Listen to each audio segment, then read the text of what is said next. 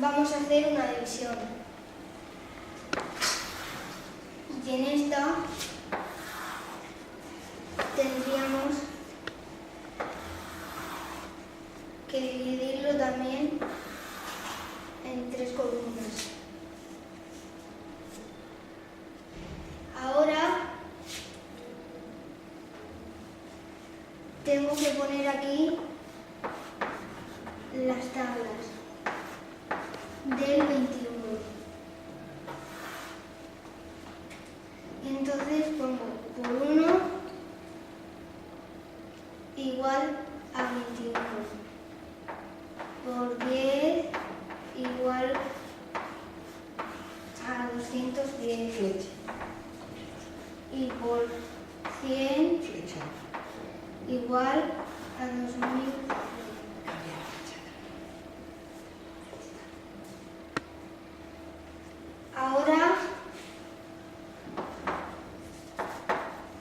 tendré que colocarlos en su sitio cada uno. Y me saldrá así.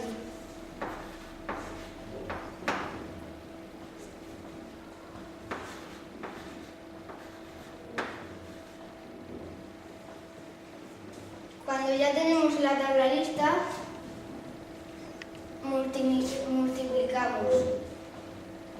Si puedo utilizar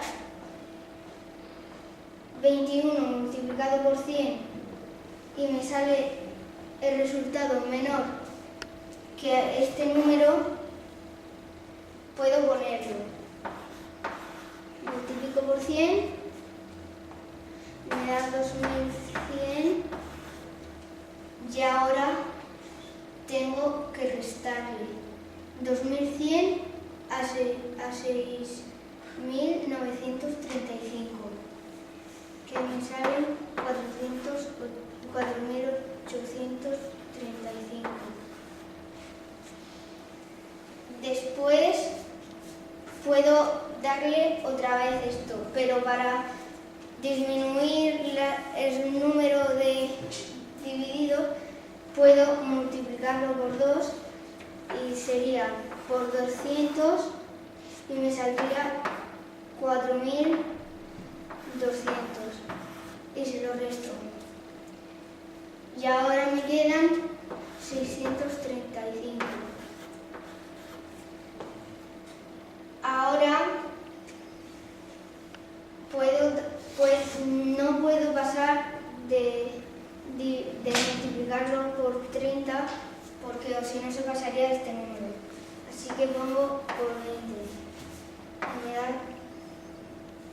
420.